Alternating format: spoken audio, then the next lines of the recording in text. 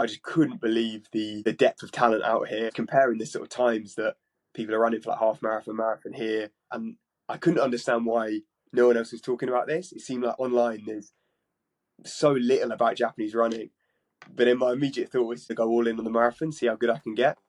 I'm thinking, right, Japan's got to be the place then. Hello and welcome to the Shakeout Podcast, your weekly destination for the latest stories and news from the running world. I'm your host, John Gay. Each week, we'll sit down with athletes, leaders, and personalities from across the running world to hear unique perspectives on the sport we all love, from records and medals to community, culture, and events. This week, we welcome all the way from Tokyo, Jake Barraclough, the man behind the wildly popular YouTube channel RanToJapan. Hailing from Hertfordshire in the UK, Jake turned his life upside down by making the move full-time to Japan to chase his dreams and see just how far he could take his passion for running. All with the goal of becoming, and I quote, the world's least talented runner to ever turn pro. A year and a half on, he's smashed all expectations and seems well on his way to achieving that dream, lowering his marathon PB from 2:38 all the way down to 2:14, while flipping the script on the conventional wisdom and Western marathon training philosophies and embracing the Japanese way. High mileage, crazy long runs, and a willingness to take his body to its absolute breaking point and beyond. Today, Jake joins the show to pull back the curtain on the incredible world of Japanese running and share from his own experience as a Westerner going all in on the country's remarkable approach to the sport. Jake, welcome to the Shakeout Podcast. Oh, what an intro. Loving it. Yeah, looking forward to this, mate. Oh, it's the least we can do. Now, at the time of recording this, we are just over 2 weeks removed from the Tokyo Marathon, and from what I recall, you ran a pretty big personal best there. Congratulations. Oh, thanks. Yeah, it's 2 weeks have passed. I can't believe how banged up I am still. It's definitely the worst I've ever come off a marathon. I guess to get that PB, I had to basically kill myself in the process. But I guess it was worth it, yeah, for the that 2:14. I wanted to dive into that, and that was my next question was, how is the body bouncing back from it? Because like you said, big PB, but sometimes you have to go out on that limb in order to get the big prize. Yeah, like I'm used to my quads taking all the damage. I feel like after every marathon, I've been at least for a couple of days just like hobbling around everywhere. And it was the same this time, but also my knee was sort of hurting quite a bit after the marathon. First time I've ever sort of felt that type of pain. And I got back straight into the mileage.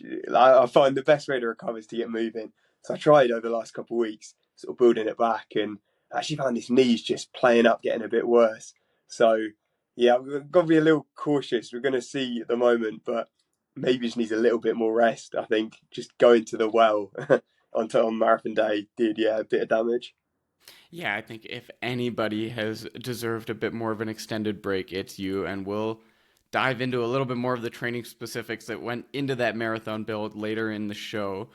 First thing, though, what was it like running a major in your hometown, your adopted home city? I think there's something special about all of the majors, but particularly for those who are running them in streets that they're training in every day. What was that like for you to be running the Tokyo Marathon as a Tokyo resident? Yeah, it was pretty cool. It's definitely one that I wanted to do last year. And then it's quite difficult getting in. And then, yeah, luckily managed to get an elite place this year. And like the start of the race is literally 400 meters from my house. So it is kind of crazy.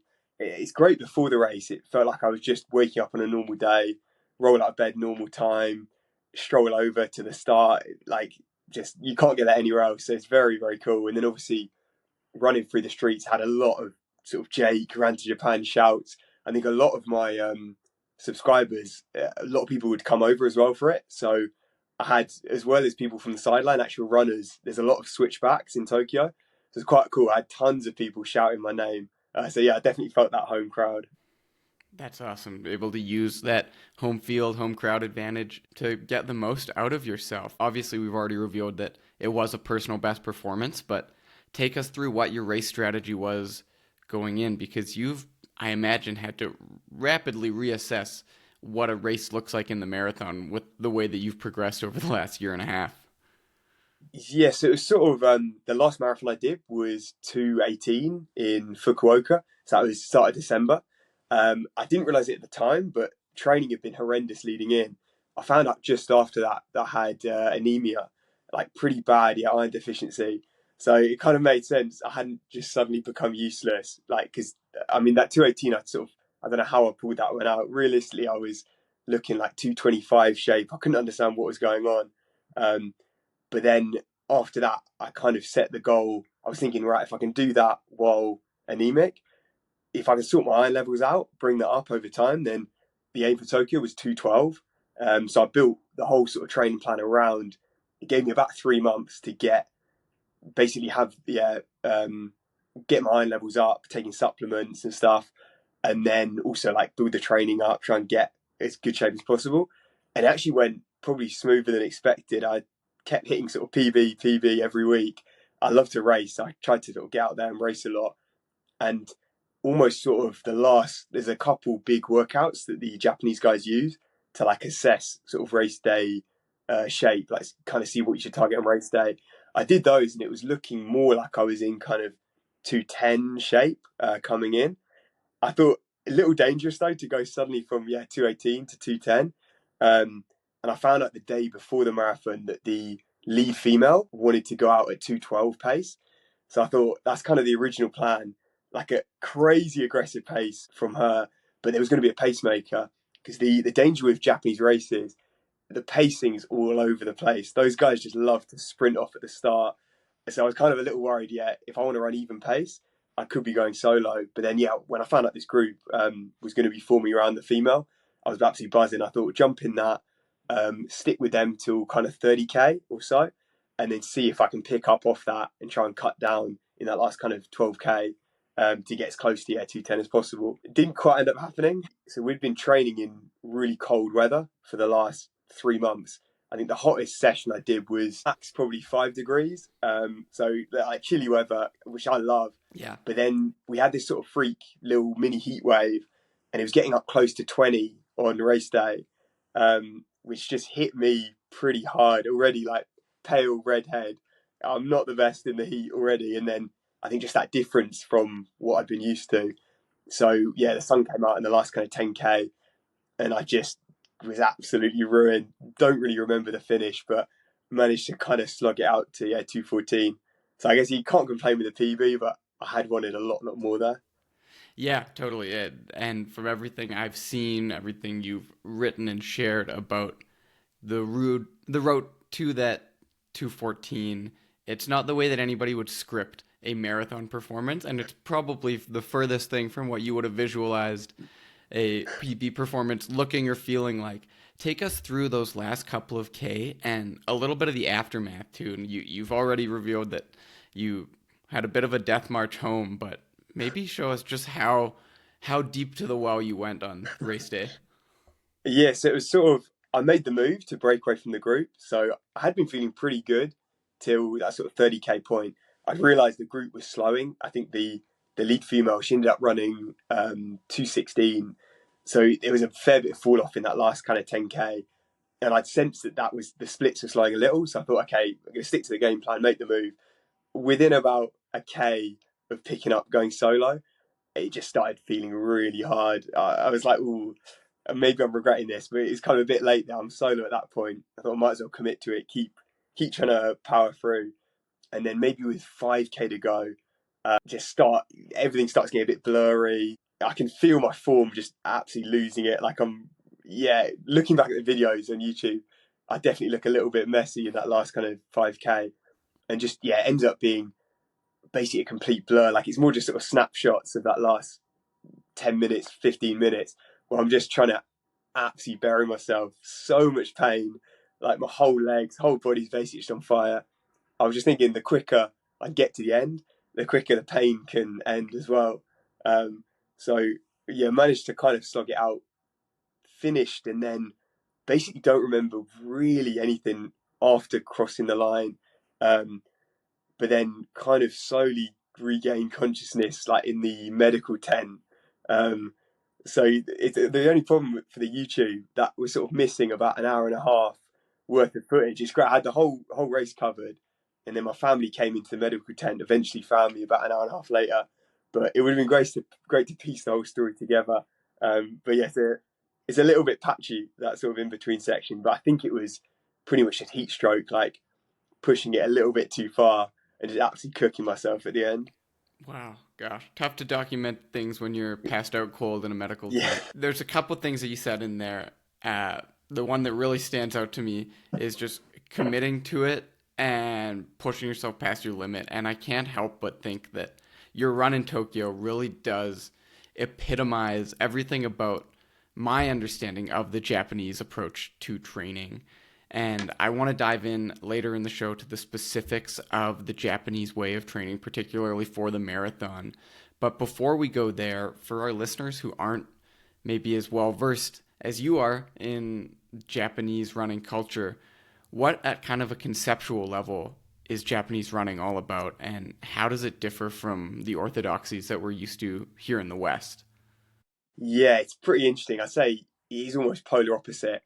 It's a super, super old school approach. They, from what I've seen, I guess there might be exceptions, but they sort of throw the modern science out the window, and it's pretty much train the way they did 50 years ago. Um, Looking back at actually the plan that I followed for Tokyo was from a guy from the 1970s. I almost copied his plan to a T, and it's barely any different than the training I've been doing already for the past year with like a group, a team that I joined. You can see it's almost just literally stayed the same for 50 years, and it's all about, they really put emphasis on sort of perseverance, um, pushing through, yeah, basically that pain wall and just seeing how much your body can take.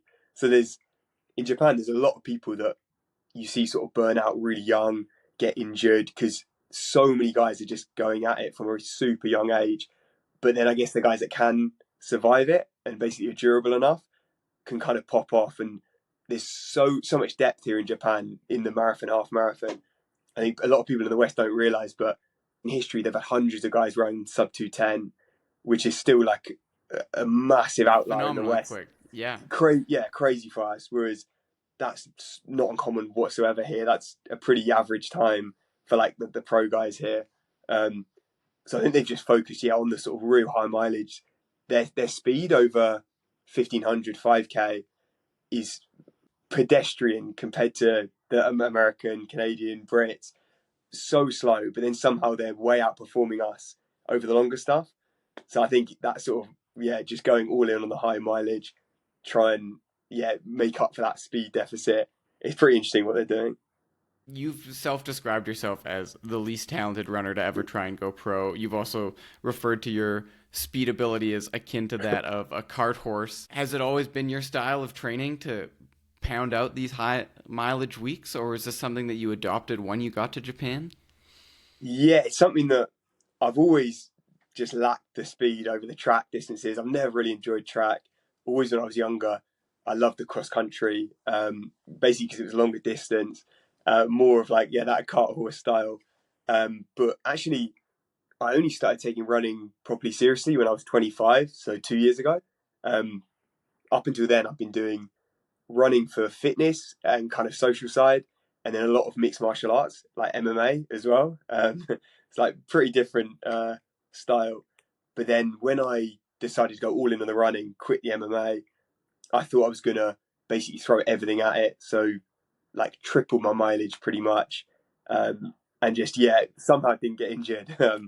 I think that MMA strength training just like turned my legs solid. Like I think that has actually helped with the durability. Um, and just decided, yeah, I'm going to train like the Japanese guys and see if that pays off for me. Yeah. How do you remember first getting exposed to Japanese running culture? In order to train like them, you have to know what they're doing. What put them on your radar to begin with? Yeah, I feel like it's a bit of a secret, the sort of Japanese scene.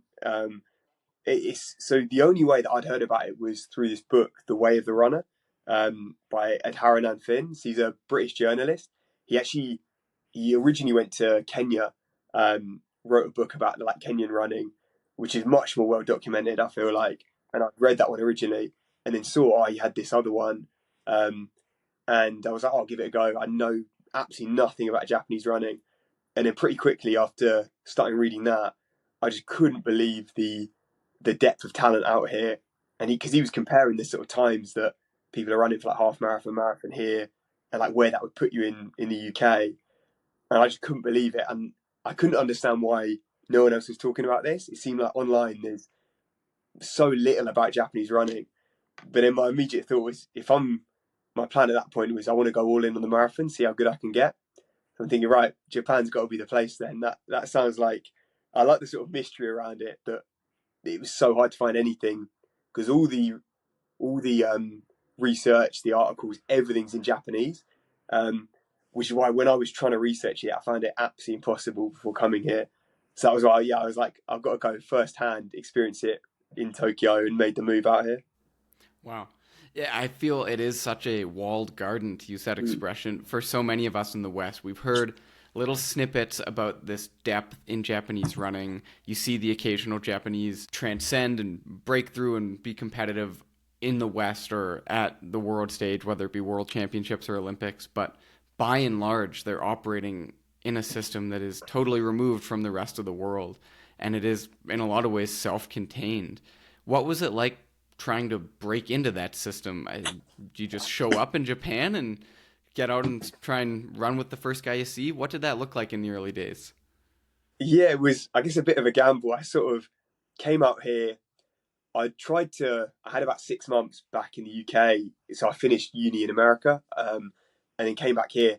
I had 6 months, so I tried to start adopting the Japanese training. So this was just training solo in London, trying to build up the really high mileage, put in these long sessions to try and get used to it. But then I think, nothing could fully prepare for coming out here. And when I arrived, I was basically just reaching out to any connections I had to try and join teams. Because even once you're here, it's a bubble from the outside, but then even within Japan, you've got bubbles with all these pro teams, uni teams. It's really hard to just jump in a group. I feel like the Western pros and like semi-elites and amateurs, there's much more mixing amongst teams and everything. People are much more willing, I think, to just let someone jump in a session. Here it's super closed off. It's like if you're not on the team, you can't just jump in a run with them. You can't try and session with them. Everyone's in their little bubble. So it's definitely taken, I say it's like a work in progress, like slowly making my way in. The language is the biggest thing. It's like, if you can't speak a word of Japanese, you got no chance making any inroads here, because English is not wide spoken at all. So I found the better my Japanese has got, the more people I've been able to connect with, the more pro runners I've started to get to know. And it's got a lot easier, to try and sort of work my way in. So it's pretty cool. I like that sort of journey. Taking a step back from running, how has the language journey gone? How has all the other components of living in Japan, how's that process been? It's a bit of a nightmare. I mean, compared to any, I don't know, at school, did you do like Spanish or French or anything? French would be the primary one for us. For someone who grew up in the west of the country, admittedly, my French is far from good by any metric. But yeah, certainly nothing close to Japanese. Well, yeah, because we're the same in the UK. We do French as like our main one, and just thinking compared to French, how different Japanese. It's basically the polar opposite. Everything, the grammar structures, the alphabet. I mean, they've got 3 alphabets to start with, so they don't make it easy. There's different politeness levels depending on who you're speaking to. It changes the entire sentence. Almost every word could be different, whether you're talking to your mate or your teacher or like your boss. So it feels like you're trying to learn all these different things. It's not just like a flat, even plane. Um, so yeah, it's been tough. I did 1 year at a language school, so I'm out here on this kind of scholarship program. So it's 1 year, basically full time, like 30 hours a week of Japanese, and I feel like it wasn't the best language approach. It was a classic, just like writing out endless stuff from a textbook. And I actually found I had 1 month doing a homestay and lived with a bunch of Japanese pros, and I learned more in that 1 month just chatting to them than I did the whole year at the language school. So I've tried now to basically just learn through immersion, like at races, training, meeting different runners here, just chat as much as I can, even if it's just the most broken baby Japanese. I think that's helped me slowly start to sort of pick it up. That's great. And have you found, we talk a lot on this show, it seems, about the community aspect of running. Now, you've already talked a little bit about how there's walls within the Japanese running structure, but has that been a little bit of a universal language, or is that maybe too romantic of me to think of? Has running opened some doors for you while you've been there? Oh no, you're right, 100%. I mean, back in the UK and when I was in America, all my best mates were runners. That's pretty much, I think that's one of the best things about running, the social bubble. It's just, you connect with people that I think outside of running, you might have never end up being friends with, you might have never spoken to, but then because of running, you share that connection. It's the same in Japan, exact same. Like even when I arrived here, barely speaking a word, I joined this kind of semi-elite team or so in Tokyo, and they welcomed me in like the massive language barrier, but straight away we could jump. I was jumping in sessions with them, chatting through running. So it's this weird thing where now my Japanese, I can feel like I can chat about running pretty comfortably at like a decent level. But then you can ask me the most basic daily life question, and I'm just clueless. So I've got this weird running niche in my Japanese vocabulary, thanks to my running friends here. This is the invitation for any Japanese podcast producers listening. Jake is ready to be on a running podcast in Japan. We'll leave the political commentary to a future episode or talking about the weather maybe, but running you've got nailed down. That's the one. I want to take some time to drill into the pro scene in Japan. It is wildly different from everything that I've understood of it from what we have in the West. Would you just take a couple moments to lay out what running at the elite level looks like in Japan vis-a-vis the rest of the world, really? I think the reason why they've got such depth is because of the setup here. So you've got about 1,000, you can kind of call them semi-pro, pro runners. They're basically sponsored by big corporate teams. So all the big brands like Toyota, Honda, Yakult, all these different corporate like teams sponsor a group of runners and basically pay them as full-time employees and with the company. And then they all compete against each other in these ekiden, like long distance relay races. It's a bit different though. So whereas Western pros, they basically running's the only thing for most of them. Like you have your contract through a shoe sponsor, and then you're paid to just be a runner. These guys, they're not paid by a brand, they're paid by the company. So they still, a lot of them actually work part-time for the company. And I've actually been realizing recently how much work a lot of them are doing. So actually, there's a guy at Tokyo Marathon, the top Japanese runner. He ran a 206 marathon, 206 flat. And he works like 30, 35 hours a week in an office for, I think it's a supermarket company that he runs for. And so it's not quite the pro that you'd think of like as Western pro. They're still, they wake up at 5 o'clock every morning, go out for a jog, then they go to work for, I don't know, 6 hours. Then they have their main session in the afternoon as a group. But it doesn't seem like the easiest way of managing it. But I think it does. It means that enough people are supported as semi-pro that you've got this huge number of like very, very good guys. But it's kind of something what I'm wondering why maybe they're not breaking through to like podium level, world level. Like you sort of mentioned, we don't really see them, probably because they're a lot of the Japanese guys are that level just below, where it's like unreal runners, unreal talent, but they can't quite get to that sort of marathon podium level. Perhaps because they are semi-pro runners, a lot of them. Yeah. And do you think it's also maybe partly because there's such an emphasis on that intercorporate competition? You talk about the ekidens, from what I understand, they're huge entertainment in Japan. The country comes out for these, the New Year's Day ekiden, the Hakon ekiden. Touch a little bit on that and maybe why these athletes are choosing to stay at home simply to compete against one another.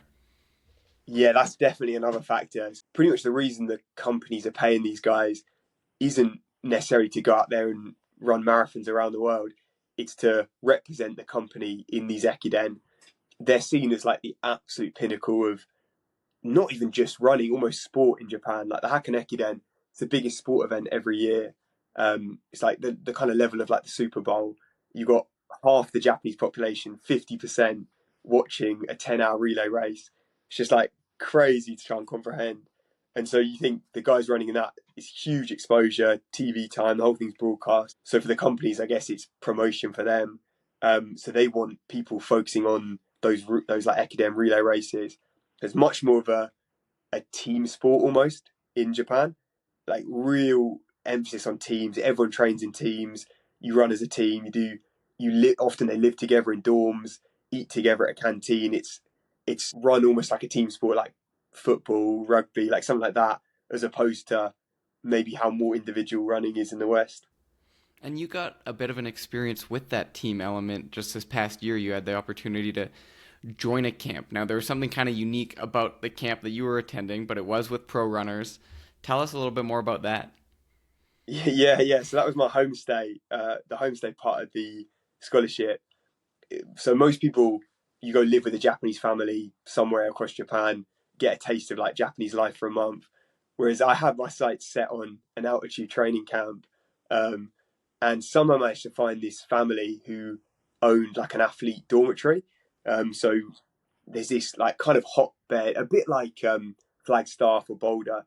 They've got this place called Sugadaera where all the pro runners, the uni teams, everyone goes in the summer up in the mountains. And so yeah, I managed to get into this homestay there. This like lovely family who just took me in, and the dorm they had, it happened to only be female runners. So it ended up being like 40 Japanese girls and then me trying to speak my baby Japanese. Great practice for their language. And it was pretty cool seeing, because that was the first kind of experience of these like pro teams and their sort of lifestyle, their training, just the routine. It's so structured, like formulaic, just crazy. So it's pretty cool to see that sort of firsthand and like jump in with them for some runs and stuff. Pretty unique experience. No kidding. What does a day in the life look like at a all women's professional running camp in Japan? Yeah, so they love an early start. It's up at 5:30. I can't seem to understand why when they've got all day to chill. For some reason, it's still in that routine. Um, you get up, do your run, back in the to the dormitory place, have breakfast prepared. So I was actually part of the deal. I was helping this family out with the cooking, cleaning, all of that, because they were Pulling sort of double let duty. me stay. Double duty, yeah. I was mixing it up in between the mileage, jumping in the kitchen. So yeah, we cook like all the meals for them. Then they'd have like massage. They'd have like a full-time physio traveling with them. They get massages. They'd then do like a whole core strength and conditioning routine. Then like lunch, and then it would be followed by stretching routine, and then afternoon training. Then they'd go to the onsen, so like these hot baths. Like the Japanese guys swear by it for recovery. So after training, they all head to these like boiling hot baths. Apparently, it helps your muscles, I guess, yeah, relax or something. And then it'd be dinner time, and then they'd all have like team meetings in the evening. I found it was quite interesting. Every runner would have an individual meeting every day with the coaches, and they'd write. So they had this diary, and this is across the whole of Japan. Apparently, every runner does this.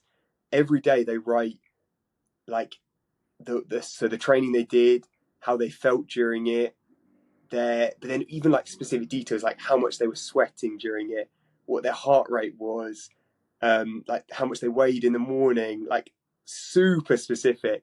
And then they'd chat about this with the coach every day, and he'd give feedback. So yeah, it was pretty crazy, just like so different to my sort of random, like much more chaotic lifestyle. Yeah. Yeah, you've really, I mean, you say it's a random chaotic lifestyle, but in so many ways, you've really doubled down on this method. Uh, do you think that's mainly been because you're immersing yourself in the culture, or yeah, why do you think it is that this approach seems to work so well in Japan? Is it the culture that's influencing the training, or is it the training that's influencing the culture of these teams? Where's that divide exist? Yeah, it's a hard one to know because I think just Japanese people in general are so structured, and like timing so important. like no one's ever late for a meeting. Everything's like if a train's meant to depart on the dot, it will depart every single time. Like you never get delays here. Everything's super formulaic structured, and then that also transfers over to running. So when you're doing pacing, like we do these laps around a park. It's like a 1.9 kilometer loop, just over a mile. There's no markings. It's just like this road loop. But when we're doing it as a group, the splits will be within a second per kilometer, 2 seconds a mile at most. Just somehow it's this sort of built-in sort of metronome almost, just from doing these laps endlessly every day. People just have this sort of crazy inner like pacing, and so I think that part of the culture, and as well, it's super almost like military-esque. The trains, everyone's like in a line when you're running. Even a lot of the teams when they're just out for an easy run. So like I'm sure you're the same. You'd be chatting with your friends, like people are just exactly. Like it's good fun. With these guys, it's usually dead silent. The coach is following, taking splits even on an easy run. I was seeing in this mountain camp, the coach is in like this van following behind. You've got them running just like easy run pace, like it could be 8 minute miling, 5 minute Ks, but still they're being tracked every kilometer, lined up in formation, like crazy. Yeah, it's literally like the army. It felt like. Wow, whatever gets measured gets done, and they're measuring everything. How much of that style of training have you leaned into? For those who haven't been following along, what does a week of your training look like? Are you all in on the Japanese method now at this point? Yeah. I've gone all in on it, bar the measured easy runs. I can't do that. I need my podcast in if I'm going solo or if I'm running with friends. I love a good chat. But yeah, when it comes to the volume, the type of sessions, like just the mileage, intensity, I've pretty much tried to copy exactly their style. I felt like for me, my sort of build seems to be very similar to a lot of them, where I just don't have that speed. So my sort of thinking is to make up for that, to be able to close the gap from guys who are, in my eyes, more talented, much quicker. I've got to just train harder than everyone, run more than them, and that's the exact Japanese thinking. They kind of feel from speaking to them that they're not as talented as Kenyans, Ethiopians, Western runners, so they just have to train so much harder than them. Um, and that's sort of the approach that I've gone all in on recently. And you've had, I mean, the proof of concept seems like it is there in spades. You came to Japan as what, a 72-minute half marathon runner and a 2:38 marathoner, and now PB's in the 63 minutes and 2:14 just a couple weeks ago in Tokyo. Safe to say that the training is working for you? Yes, it's a nice little progression. I think a More than a big little part of it. progression, I would say. Yeah, I'd say the progression's somewhat deceptive in that when I ran the 2:38.72 pre Japan, I was basically training like an MMA fighter who did a bit of running for cardio. So I think dropping 15 kg, 30 pounds probably makes it a fair bit of difference. And then just throwing everything at it with the mileage. Um, so I feel like just from seeing how the depth over here and kind of comparing it to a lot of guys back home who are so much faster than me over 5K, 10K, who I think should be beating me over the marathon. I think I've managed to kind of close that gap by adopting this sort of train harder approach. Yeah, I mean, it's your whole ethos, right? Train harder, not smarter. And you've made it work. I think you probably undervalue a talent that you do seem to have, which is just being able to absorb that type of training. Give us an example of what a typical week looks like, because I think the numbers that you're putting up in terms of kilometers run in a week would blow the minds of even a lot of very, very good competitive marathoners in the West. Yeah, so the gold standard here is 1,000 Ks a month, so basically 250K a week, and that's kind of been the aim. Obviously, like you have down periods, tapering, all of that, but I think I've been close to that. I'd say between 220 and upwards of 250 pretty consistently for the last year and a half. So I just think that having that consistent mileage, just you can't help but get fit basically if you can Yeah, handle it. yeah, get fit or die trying. Was it? Yeah. Was it a long process to get yourself up to the point where you were able to handle that type of thing? Or was it more of a mental challenge than a physical one? I was probably a combo of both. So when I decided to go in, so I just moved back to the UK. I had to have surgery on. I had hip labrum tear on my the cartilage. So I had 8 months fully off. I started running actually 2 years almost exactly ago in the UK. So I started from fully scratch, just basically having to start training to almost jog again, slowly build it up, but quite quickly it kind of escalated, and I went from so I think it was March I was 0 kilometers a week. By September I was up to sort of 250. So I kind of it was risky, but I managed to somehow just keep building it without any injuries. Wow. Yeah, remarkable. And the results show for it. You mentioned a little bit about how you think there's guys in the West who would probably be more talented than you, beating you, and yet they're not putting in this type of mileage. And now you're right up there in the conversation. Last year, I believe at one point at least, you were the 12th ranked marathoner in the UK, and the UK is famously good at athletics. I mean, right now, just at the time of this call, you're the 4th ranked British marathoner on the 2025 list. How much of that do you attribute to being immersed in this culture where the norm is just working as hard as possible? Oh yeah, I think a big part. I think you said before. I think it's partly the mentality too, because when I was sort of building the mileage, it wasn't like it was smooth sailing. I'd always have little aches and pains, constantly be battling little sort of niggles here and there. And where I think, and I'm sure I'm not recommending this to anyone listening, but I think a lot of people would have taken time off, take a little break, whereas I just kept running through everything. Um, and it's almost like my body kind of adapted and basically got used to it. So none of those little small aches turned into proper injuries. So I think it kind of took that approach of rolling the dice that it could have easily backfired. But I think at that point I had nothing to lose from my mind. I'd run a 2:38 marathon. If I was ever going to go pro, I was going to have to take a massive gamble, risk like a hip tear or something like that, to kind of break through. And that's in Japan you do see a lot of injuries. It's not like these guys are just bulletproof. They're feeling it from that mileage. But I think a lot of them are just mentally durable as well, where they can keep sort of fighting through, and it ends up paying off for them.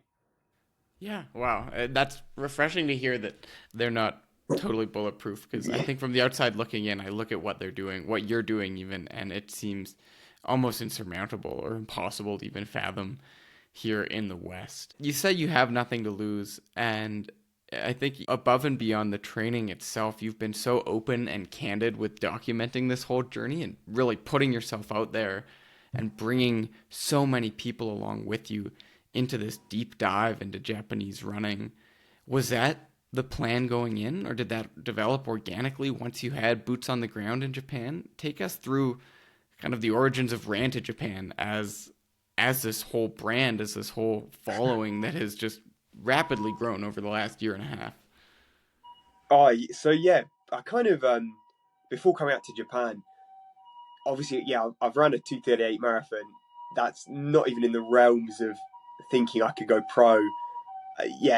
It's so far off the thought that I could ever make a living from running, get a sponsor or something. That at that point I watched a lot of YouTube, and I'd seen some YouTubers who their full-time job was running, but they weren't anywhere near the elite level. So purely from documenting their running, putting it online, people found that entertaining, engaging, whatever, and they were able to pretty much live, I guess, like a pro, go all in on their running without having to be elite. And that was sort of the angle that I was thinking originally, that I'd just see how good I could get, but there was no expectation of reaching like a high level whatsoever. It was more just I wanted to document the whole thing. And a big part of it as well was I'd realised there was this, like, the Japanese running scene is so interesting, but there was this gap in the market where no one in English was documenting it. Because I'd been trying to find out myself, like before coming, try and find anything on YouTube about Japanese running. It was non-existent. And I thought this is such an interesting scene, especially once moving here, learning more about it, that I kind of saw, this there could be some interest here. And I think that's what people have found, entertaining about the channel, that I've tried to just expose as much as I can, as much of what I'm learning about the Japanese running, as I'm kind of discovering it myself. So I just tried to be completely open about it. I think, there's no point in hiding parts of your training, or to me, I'd rather be completely transparent about everything I'm doing. I try and make it clear that a lot of my philosophy, my mentality isn't recommended. Like, I We'll don't put a think Surgeon's General's warning at a the warning. start of this menu. Yeah.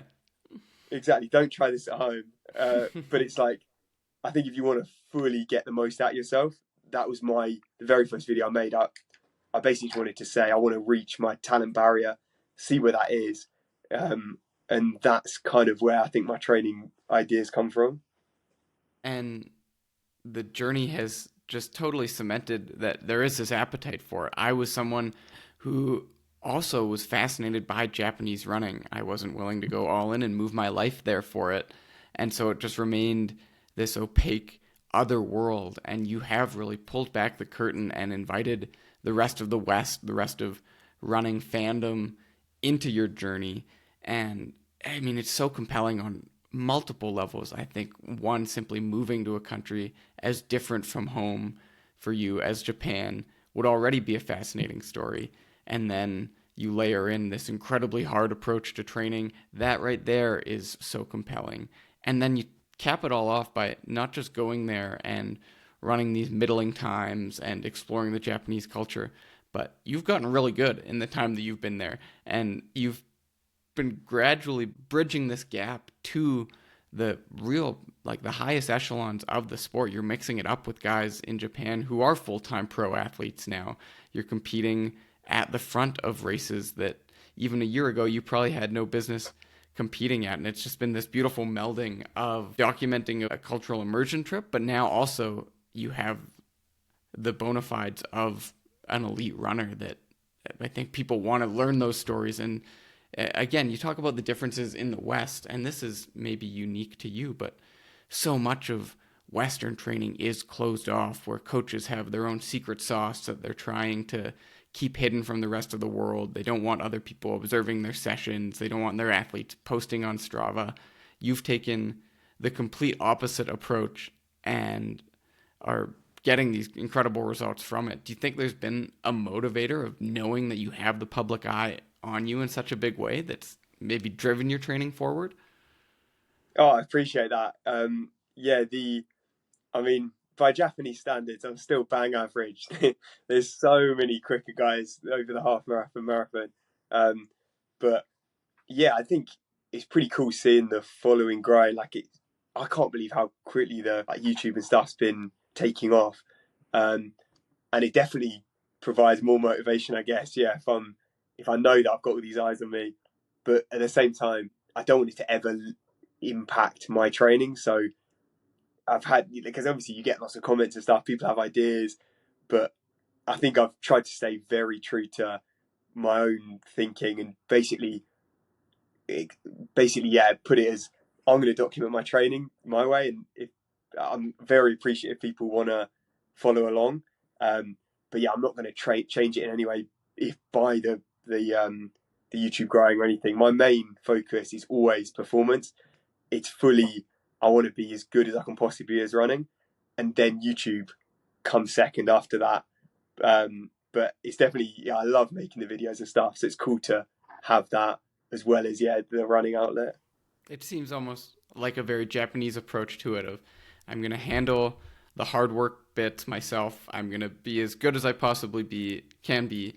And if the results are entertaining to people, that's great. But I'm going to focus on the things in my control, like banging out those miles, banging out the 50K long runs, and hope that the results will speak for themselves. I guess that is pretty Japanese. They get it done. They put in the hard work. It's never glamorous or fancy, but I think people quite like that, the sort of gritty, just like approach almost. Just slogging it out. The working man's hero. Jake, you've got one marathon in the books now in 2025. What's the rest of the year look like for you? So yeah, it all depends on this knee, I guess. My original plan had been to bounce back really quick, because I felt like I had more there in Tokyo. I felt like if I could just get another shot, basically, that maybe I could take another bit off my PB. I also just love racing, so even if they're not target races, I try and race at least once every 2 weeks. Like it's so fun, the Japanese running scene. So I'm always trying to jump in, use it as a good like training shift. So that definitely isn't going to change. I think the plan will probably be, so I did Gold Coast Marathon last year, in July, so in Australia. It's the timing where in Japan at that time, it's just unbearably hot, like unrunnable almost. You got like 35 plus degrees, 90% humidity. Like you're just sweating walking to the shops, like it's a nightmare. So at that point, it's ideal. Head over to Australia for their winter. So that will probably be another main fixture. We'll see whether I can squeeze in another marathon before then. Depending, I'm a little worried this knees could take a few weeks off to potentially my first proper injury actually in the last 2 years since going all in. But yeah, as soon as I can bounce back from that, then I want to jump in some half marathons again and then build it up. Yeah, probably towards Gold Coast. Fantastic. And for those of us who maybe want to follow along in the build towards Gold Coast and beyond, what's the best way for us to follow RanToJapan? How do we see as much of you as we can? Yeah, basically the videos, my main passion, my baby's my YouTube channel. So that's where all the hard work goes in, for those weekly videos every Sunday. And then also, a bit more of the behind the scenes stuff on Instagram or Strava for, the running side, the high mileage. The real running nerds. The proper nerds, exactly. Get the real training in. Then, RanToJapan on all of those, and you can find me there. Fantastic. Well, Jake, it has been eye-opening, illuminating to get your perspective on your own career, on the entire Japanese running infrastructure, and inspiring for me, and I think for a lot of our listeners as well. I will end the video by once again reiterating, none of this is medically recommended advice. Take it with a grain of salt and maybe see if you have what it takes the way that Jake does to handle those big weeks. But if you break down, it wasn't our fault. Jake, thanks so much for coming on the show. We wish you the absolute best of luck and so excited to follow along with what's in store in the year ahead. It seems like you're just hitting your stride and continuing to climb. Oh, no, I appreciate that. It's been great chatting. So, it's been good fun. And, I'm taking no responsibility if anyone gets injured following my methods. They did it to themselves. Exactly. Cheers. Thanks so much. Best of luck with all that's in store in 2025. Another huge thanks to Jake for contributing to this week's episode. If you want to follow along with his journey, you can check out RanToJapan on YouTube, Instagram, and Strava. You can follow us on Instagram, Facebook, and X at Shakeout Podcast. If you're enjoying the Shakeout Podcast, please consider subscribing to the show and leaving us a review. Thanks again for joining us this week, and we'll see you next time for your weekly Shakeout.